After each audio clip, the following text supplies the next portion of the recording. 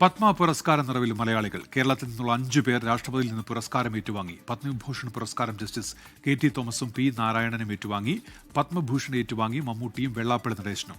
കലാമണ്ഡലം വിമല മേനോന് പത്മശ്രീ പുരസ്കാരമാണ് ലഭിച്ചത്. സുപ്രീം കോടതി മുൻ ജഡ്ജി ജസ്റ്റിസ് KT തോമസ്, വിദ്യാഭ്യാസ വിദഗ്ധൻ P നാരായണൻ എന്നിവർ രാഷ്ട്രപതിയിൽ നിന്ന് പത്മവിഭൂഷൺ പുരസ്കാരം ഏറ്റുവാങ്ങി.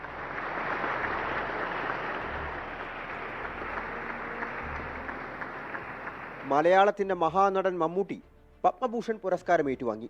മലയാളികൾ കാണാൻ ആഗ്രഹിച്ച നിമിഷത്തിന് രാഷ്ട്രപതി ഭവൻ സാക്ഷ്യം വഹിച്ചു.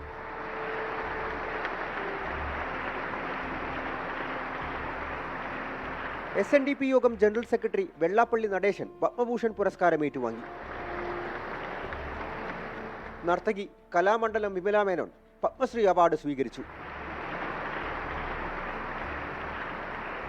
പത്മ പുരസ്കാരങ്ങളുടെ 2ാം ഘട്ട വിതരണത്തിൽ 65 പേരാണ് ഇന്ന് അവാർഡുകൾ ഏറ്റുവാങ്ങിയത്.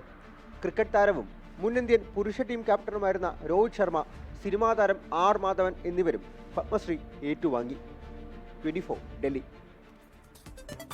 പത്മഭൂഷൺ പുരസ്കാരം സ്വീകരിച്ചതിന് പിന്നാലെ പ്രധാനമന്ത്രിയെ സന്ദർശിച്ച മമ്മൂട്ടി, ഭാര്യ സുൽഫത്ത്, മകൾ സുറുമി, മകൻ ദുൽഖർ സൽമാൻ, ദുൽഖറിന്റെ ഭാര്യ അമാൽ എന്നിവർക്കൊപ്പമാണ് മമ്മൂട്ടി നരേന്ദ്രമോദിയെ കണ്ടത്. മമ്മൂട്ടിക്കും കുടുംബത്തിനൊപ്പമുള്ള ഫോട്ടോകൾ പ്രധാനമന്ത്രി ഫേസ്ബുക്കിൽ പോസ്റ്റ് ചെയ്തു.